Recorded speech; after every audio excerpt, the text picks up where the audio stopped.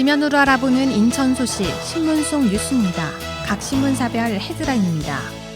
먼저 경인일보는 연수구가 내년 신규 사업으로 연수동 마리 어린이공원에 고려인 역사문화광장을 만든다고 밝혔으며 이 사업은 고려인 역사와 문화를 알리는 교육 공간을 만드는 게 주된 내용이라고 전했습니다. 중부일보는 인천시의회가 재물포고 이전 교육복합단지 조성 계획 무산에 대해 반발하고 나섰다고 보도했는데요. 이 소식 잠시 후에 자세히 알아봅니다. 기호일보는 백령공항 건설이 예타를 통과하면서 인천시의 각종 개발 사업에도 물꼬가 트일 전망이며 앞서 시는 공항 주변 지역 발전 전략을 세울 용역 착수 등을 통해 개발 방향을 정립하고 숙박 관광 등을 마련한다는 계획을 밝혔다고 전했습니다.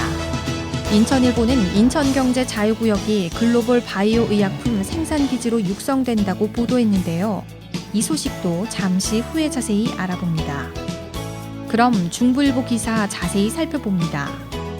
인천시 교육청이 지난 7월 재물포 고등학교 이전과 교육복합단지 조성 계획을 원점에서 재검토하겠다고 밝힌 것과 관련해 인천시의회에서 시교육청의 행정을 비판하는 목소리가 나왔다고 전했는데요.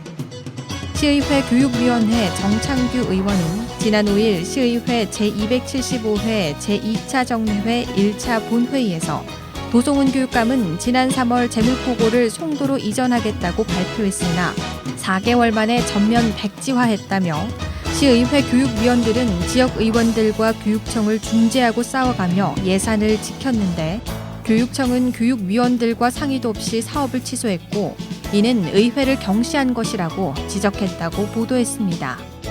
시교육청은 올해 3월 원도심에 있는 재물포고를 송도로 이전하고 해당 부지에 인천교육복합단지를 조성하겠다고 발표했으며 복합단지에는 진로교육원을 포함해 교육연수원 분원과 상상공유 캠퍼스 등 교육기관과 생태숲을 조성할 계획이었다고 전했습니다. 다음은 인천일보 기사 자세히 살펴봅니다. 인천경제청은 백신 호불호의 도약을 위해 송도와 남동산단을 잇는 바이오 헬스케어밸리 조성에 나선다고 보도했는데요.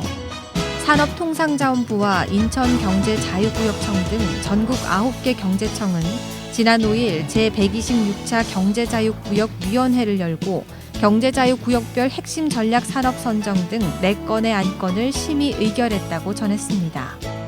인천은 글로벌 바이오 의약품 생산기지, 충북은 국책연구기관과 연계한 화학의약품 개발 등에 각각 집중하며 이에 따라 인천경제자유구역은 바이오, 헬스케어, 스마트 제조 등 4대 핵심 전략 산업에 한국표준산업분류코드 56개 사업이 추진된다고 보도했습니다.